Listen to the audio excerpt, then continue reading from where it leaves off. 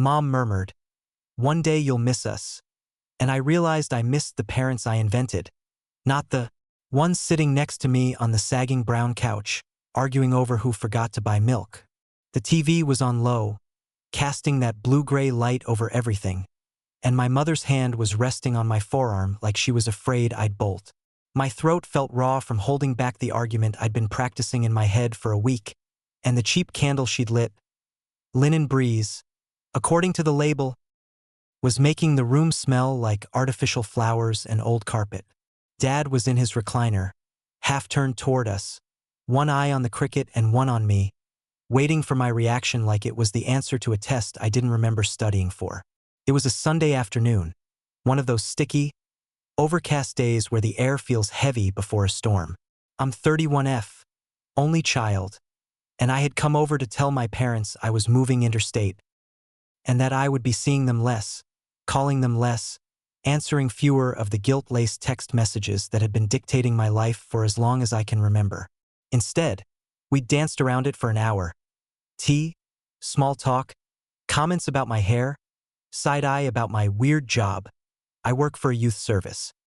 When I finally said, "I'm leaving in March," Mom went quiet, Dad snorted, and somewhere between their jokes and my explanations, she dropped that line about missing them like a tiny bomb in the middle of the coffee table. Here's the context I'm still trying to untangle in my own head.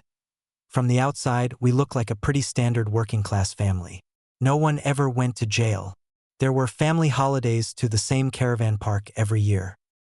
There are photos of me with birthday cakes, Halloween costumes, school awards. When I say my childhood wasn't all bad, I mean it. There were nights Dad would let me stay up to watch whatever movie he was into. Mom would braid my hair, we'd all eat takeaway on the floor. The problem is that I built an entire fantasy version of my parents around those moments and used it to cover the rest. The rest is when I was 6 and cried because I didn't want to go hug a strange uncle at a barbecue. Mom pulled me aside, dug her nails into my shoulder and hissed, "You're making me look bad. Don't be rude." I remember the smell of her perfume and cigarettes more clearly than whatever dish was on the table. When I was 10 and got a B instead of an A, Dad said, "Guess you're not gifted after all," and laughed.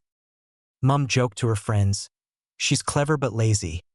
While I stood there, ears hot, gripping my report card hard enough to crumple it. When I was 13 and told them I hated being called Fatty as a nickname, Dad rolled his eyes and said, "We're just mucking around, lighten up." And Mom told me, "If you don't want comments, don't eat so much." None of that sounded like abuse in my head for a long time. It sounded like tough love, like they're old school, like they had it worse. They told me that often enough. "You don't know how lucky you are," Mom would say, shaking her head, after telling me a story about her dad belting her with a hose. "We never laid a hand on you. You should be grateful." So I learned to be grateful. I learned to retell the same stories to myself with softer edges. In my version, the time Dad smashed my phone on the kitchen tiles because I didn't answer his call became "Dad had a bad day," but he apologized later. He said, "You know I didn't mean it," and handed me a second-hand phone from Cash Converters. That counted, apparently. The hours-long silent treatment after I contradicted Mom in front of her sister became, "Mom's just sensitive. She does so much for us. I shouldn't have embarrassed her." I was really, really good at inventing better parents out of the ones I had. I invented the version of Mom who was always on my side, even though in real life she often chose Dad's. I invented the version of Dad who was just joking and didn't realize. Not the man whose mood dictated the entire house, whose footsteps in the hallway determined whether I breathed or held my breath. I carried those imaginary parents into adulthood like worn-out stuffed toys, clutching them whenever anyone hinted that my childhood sounded rough. "Everyone's parents messed them up a bit," I'd say, laughing. "At least mine stayed together. At least he never hit me." That "at least" did a lot of heavy lifting. When I moved out at 23, I thought things would settle. We'd get that adult child-to-parent relationship you see in sitcoms, where you visit for dinner and then go back to your actual life. Instead, the distance amplified everything. If I didn't answer my phone within an hour, there'd be a text from Mom. "Are you okay? Worried sick." followed an hour later by, "Fine, if you're too busy for your own mother." If I skipped Sunday lunch because I was exhausted or had other plans, Dad would say, "Oh, got better things to do than see your old parents? We could be dead next week." He said it with a grin, but there was that sharpness underneath, that tiny hook of "you'll regret this" digging in. I genuinely believed this was normal for a long time. I thought everyone's mother called 5 times a day just to check in. I thought everyone's father made jokes about therapy and crazy people whenever mental health came up. It's only when I started dating seriously that the cracks showed. My ex, Matt, was the first person to look at my phone log and say, "Babe, this isn't okay." We'd been dating about 8 months. He stayed over at my place for the first time and we spent Sunday morning in bed, lazy and happy. When I finally got up, there were 6 missed calls from Mom, 3 texts. "Why aren't you answering? Hello? I'm getting really worried now, call me as soon as you get this." It had been 3 hours. I immediately felt sick, like I'd done something terrible. I called her back from the kitchen, heartbeat in my throat. "What if something had happened?" She snapped instead of saying hello. "I was asleep," I said. "It's Sunday. I texted you last night to say I was home safe." "You know I worry," she said. "The least you could do is send a good morning text." "I didn't sleep all night thinking about you out there." I apologized, hung up, tried to shake it off. When I went back to bed, Matt was propped up on one elbow, watching my face. "She okay?" he asked. "She just worries," I said, automatically. "It's a lot, I know. It's just how she is." "Do you promise her check-ins?" he asked. "No," I said. "She just expects them." He was quiet for a second. "You look like you're about to cry," he said gently. That was the first moment I really noticed that my body reacted to my mother's anxiety like a fire alarm. Tense shoulders, shallow breathing, buzzing under my skin. I laughed it off then, said something dumb like, "Don't mind me. I'm just her emotional support human." But the phrase stuck. Emotional support human. The more I thought about it, the more it stung. Things came to a head last year after I had a full-on panic attack at work. I'm a pretty functional, anxious person.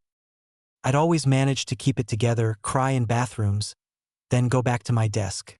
That day, I saw my phone light up with "Mom" for the 3rd time in an hour, and something in my chest just snapped. My vision went weird. My hands tingled. I couldn't catch my breath. My manager walked me into a meeting room, sat with me until it passed, and gently suggested I talk to someone. So I did. I found a psychologist, let's call her Carla, through my GP. In our first session, Carla asked about work, friends, sleep, then said, "Tell me about your family." I launched into my usual script. "We're really close. Mom can be intense, but she means well. Dad's sarcastic, but he's funny. They worked really hard. They did their best. I'm probably being dramatic." Carla just watched me, head tilted, as I babbled. Then she said, "Can you tell me about a time they really showed up for you when you were upset?" I opened my mouth, closed it. Thought about the time I tried to tell Mom I was depressed at 19 and she said, "Everyone gets sad, you're not special." And then told her friends I was seeking attention. Thought about the panic attack at 15 where Dad told me to stop hyperventilating. "You look ridiculous." Thought about the nights I stayed up listening to them argue, my heart racing, and no one ever came to check on me afterward. I said finally. "They came to my year 12 graduation? Were you upset then?" Carla asked. "No," I said. She nodded slowly. "It sounds like you've had to do a lot of reinterpretation to make their behavior feel okay." I bristled. "They weren't that bad," I said. "I didn't say they were," she replied. "I'm just noticing that you tell their story in the kindest possible way and your own in the harshest." Over months, we unpacked stuff I'd laughed off for years. The way my achievements were either ignored or reframed as their sacrifice. We busted our asses so you could go to uni. The way my mistakes were replayed at every family gathering. The way any attempt to talk about how I felt was turned into a lecture about how much harder they had it. Carla introduced the idea that I wasn't just grieving the relationship we actually had. I was grieving the relationship I never had, the one I'd made up. The parents I invented in my head were loving, flawed people who listened when I said, "That hurt me," who might say, "I'm sorry," without adding, "But you." They didn't exist, except in my imagination. It's like you're constantly trying to get your real parents to match up to these invented ones, Carla said, and blaming yourself when they don't. That hit harder than anything else. I left that session and sat in my car for 20 minutes, staring at the dashboard, realizing how much energy I'd spent rewriting history. So when I decided to move, to take a job offer in another city, to physically disrupt the pattern, I knew I wasn't just dealing with logistics. I was dismantling my own fairy tale. "Have you told them?" Carla asked in early December when the job became official. "Not yet," I said. "I want to wait until after Christmas." "Why after?" she asked. "Because I don't want to ruin it," I said. She raised an eyebrow. "You just told me last session that Christmas at their house makes you feel like you're drowning." I shrugged, feeling ridiculous. "I'm still wired to protect their feelings," I admitted. In the end, I told them the first Sunday of January instead. New year, new me, whatever. I drove over with my stomach in knots, rehearsing lines in my head. "I've been offered a great opportunity. It's not about running away from you, it's about running towards something. I'll visit. We can FaceTime. All the things you say to soften a blow you're not convinced you're entitled to deliver." For the first hour, I chickened out. We talked about the heat, about Nan's hip replacement, about Dad's mate who'd bought a boat. Mom made tea, asked if I was still doing that therapy thing, like it was Zumba. Finally, during a commercial break, I said, "I got a job offer." Dad muted the TV. "Where?" "In Brisbane," I said, "with the youth service there. It's a step up. More responsibility, better pay." Mum's hand flew to her chest. "Brisbane?" she repeated. "Like Queensland?" "Yes, Mum. Brisbane like Queensland," I said, managing a smile. "That's so far," she said. "When?" "March," I said. "I've got 2 months." Silence. Dad leaned back, looking at me like I'd announced I was joining a cult. Mum's eyes were shiny but no tears yet. "So you're leaving us," Dad said. "Just like that." I swallowed. "I'm moving," I said. "I'm 31. It's normal. People move suburbs," Mum said. "They don't move states." "What about us?" "I'll visit," I said. "We can talk on the phone. It's a 1.5-hour flight." She shook her head. "It's not the same. We're not getting any younger." That's when she moved closer, put her hand on my forearm and murmured that line. "One day you'll miss us." And there, on that couch, with the TV flickering and Dad watching me like a hawk, I had this bizarre double vision. In one frame, I saw them as I'd always tried to, vulnerable, aging, fragile, doing their best, loving me in their tough way. In the other, I saw the actual history of my relationship with them. The way my phone anxiety spiked whenever they called, the way my stomach dropped reading their texts, the way their jokes had left bruises I still flinched around. I understood, in a way that made me feel slightly dizzy, that I would miss my parents someday, but not necessarily the ones in front of me. I'd miss the imaginary mum who would hug me and say, "I'm proud of you for taking this job." I'd miss the imaginary dad who would ask, "How can we support you?" I'd miss the fantasy version of family home, where coming back felt like safety instead of walking into a room full of invisible tripwires. The grief that hit me in that moment wasn't about their eventual death. It was about the death of my illusion. I gently slid my arm out from under Mum's hand. "I might miss you," I said, choosing my words very carefully. "But I'm not going to stay here just so future me feels less guilty." Her face crumpled. "We gave you everything," she said. That line again. Their favorite. "You gave me food and a roof," I said. My voice shook, but I didn't back down. "You also gave me anxiety and shame." "Both can be true." Dad let out a sharp laugh. "Here we go," he said. "Therapy talk. Next you'll be telling us we abused you." I never said that, I replied. I said I was hurt, and when I try to talk about it, you tell me I'm ungrateful. That's why I need space. Mum's eyes flashed. You're rewriting history, she said. It wasn't that bad. You always had what you needed. I needed to be able to cry without being called dramatic, I said, surprising myself. I needed to say no without being punished. I needed parents who didn't make everything about how hard their lives were when I tried to talk about my own. There it was, out loud. Dad stood up, shaking his head. You're making us into villains because it's trendy, he said. Everyone blaming their parents now. One day you'll see how ridiculous this is. One day you'll miss us and it'll be too late. I looked at him, at Mum, at the coffee table with its ring marks and the bowl of stale nuts they'd been reusing since I was a kid.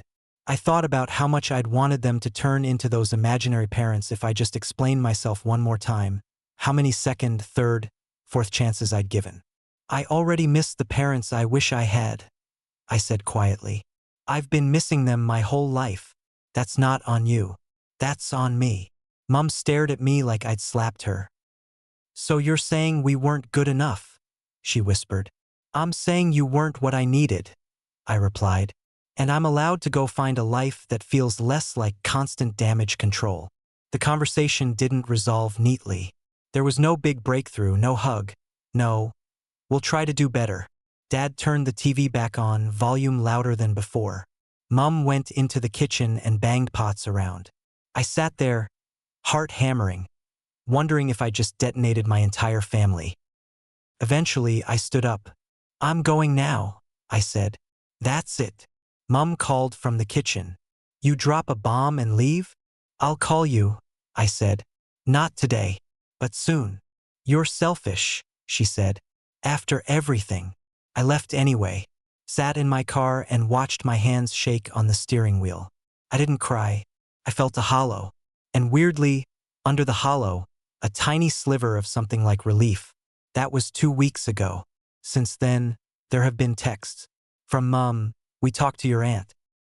She says you're going through a phase. I hope she's right. From Dad. Make sure you change your super details before you go. You never think of practical things. And then, don't forget us when you're off living your big life. The old me would have read those and immediately called, soothed, offered reassurance. The me who sat on that couch and finally saw the difference between real and invented parents is trying something different. I write back short, neutral replies. I've organized my super thanks. I won't forget you. I don't engage with guilt. I don't send them my itinerary like a teenager asking permission for a school trip. At night, when the house is quiet and my brain does that replay thing, I still hear Mum's voice. One day you'll miss us. I imagine future me in a hospital corridor or at a funeral, stomach in knots, trying to reconcile the people everyone else is eulogizing. Loving, devoted, did their best. With the ones who made my nervous system flinch. But I also imagine future me in a small Brisbane apartment, plants on the balcony, a job that doesn't leave me too drained to function, friends I choose, relationships that aren't triangulated through my parents' moods. I imagine missing the idea of parents who could have been different and realizing I'd been mourning them since childhood. I don't know exactly what will happen between now and March. Maybe they'll soften. Maybe they won't. Maybe they'll double down and tell everyone I abandoned them. Maybe one day I'll sit in Carla's office and sob because they're gone and I never got the apology, the acknowledgement. We see you now. What I do know is that staying close, physically and emotionally, out of fear of missing them later has already cost me too much. I've already spent years contorting myself to fit into the version of family where my feelings are always too loud, too much, too inconvenient. So when Mum murmured, "One day you'll miss us," it landed differently this time. Not as a warning, not as a curse, but as a weird kind of truth. I probably will miss someone someday. It just might not be them as they are. It might be the parents I invented to survive the ones I actually got. And honestly, I'm allowed to grieve that loss without sacrificing the rest of my life at their altar.